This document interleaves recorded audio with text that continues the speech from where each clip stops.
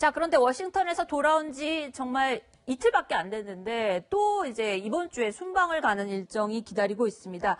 고민정 부대변인의 발표 내용, 이번 주 어떤 순방을 또 기다리고 있는지 들어보겠습니다.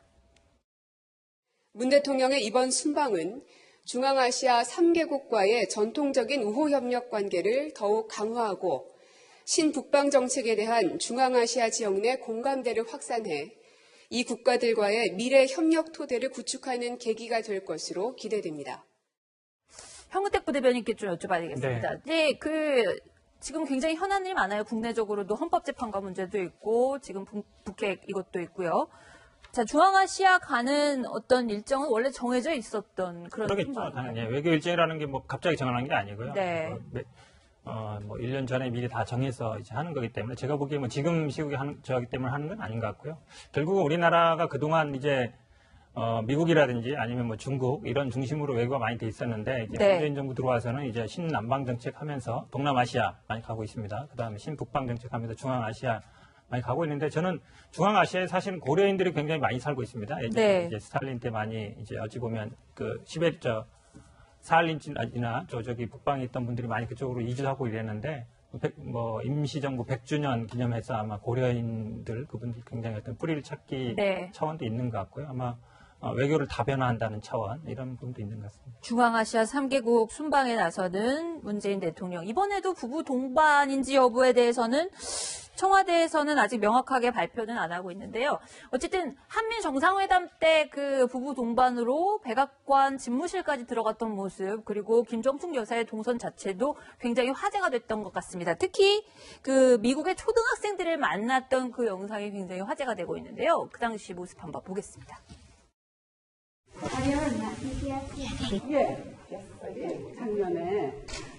작년에 유네스코 유엔에서 뉴욕에서 만났습니다. BTX가 이야기했어요. 그 유엔에서 유네스코에서 뭐라고 그랬냐 하면 어제의 실수한 나도 나고 오늘 좀 모지라는 나도 나고 그러나 내일을 위해서 더 열심히 하려 하는 나도 나다. Did you ever dance? 영혼만 했을 때. 지금도 나도 춤을 추려고 하는데 춤을 추면 사람들이 뭐라 합니다. 춤을 추려고 하면 뭐라고 합니다. 굉장히 뭐랄까요, 이렇게 재능이 이렇게 좀 뭐랄까 흥이 많으신다 그래야 되나요, 위원님? 네네. 보통 이제 그 연부인 패션 이런 것들이 보통 해외 순방이나 이런 것들이 이루어지면 화제가 되는데 이번에 김정숙 여사 같은 경우에도 패션이 굉장히 세련된 모습인 것 같아요. 지금 옷도 그렇고요, 백악관에서 옷도 그렇고요. 자, 이거는 뭐 청와대에서 당연히 의상 준비하는 팀 같은 것들이 있지 않겠습니까? 뭐 당연히 그렇겠죠.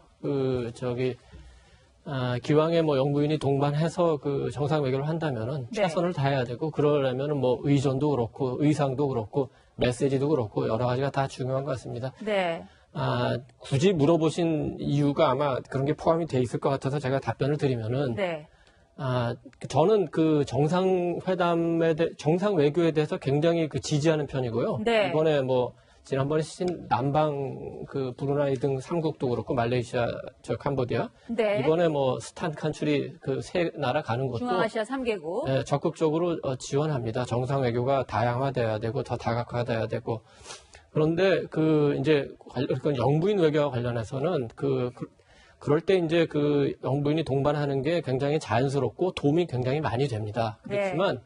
항상 영부인이 동반할 필요도 없고 또 어떨 때는 그냥 대통령 혼자 가시는 게 나을 때도 있어요. 저는 이번에 미국 순방 같은 경우는 미국 방문 같은 경우는 대통령 혼자 가셨어도 괜찮다고 생각합니다. 네. 그렇게 됐다면 결과론적이지만 아마 단독 회담하는 시간도 조금 더 늘어날 수 있었을 것 같고요. 물론 가서 또 멜라니아 여사하고 친교도 하고 또 저렇게 시간까지. 퍼블릭 디플로머시라고 그러죠.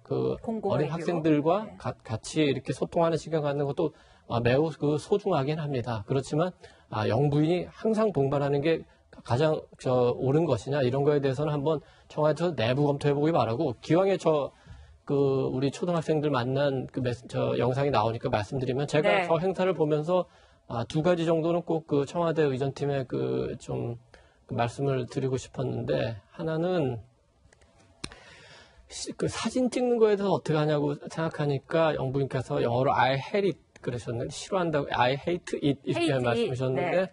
헤이트라는 단어가 그 미국에서 우리가 생각하는 것보다 굉장히 부정적으로 쓰이고 특히 아, 그런가요? 초등학생들하고 할 때는 이렇게 잘 쓰지 않는 단어입니다.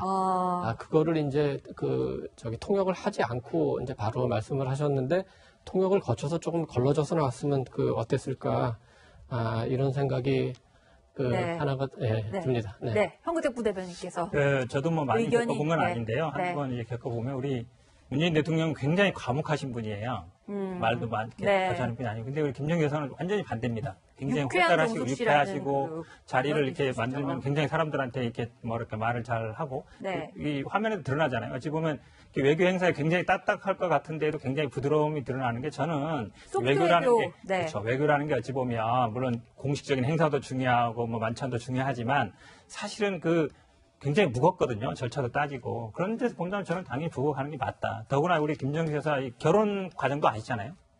너 나 좋아하는데 왜 결혼 안 하냐 이렇게 해서 결혼을 했단 말이에요. 네. 그리고 활달하신 분이라 외교라는 게 반드시 뭐 의정과 행사뿐만 아니라 그런 부드러움도 필요하다. 저는 뭐 앞으로도 갈 수 있으면 계속 같이 가는 게 훨씬 좋다라고 봅니다. 네.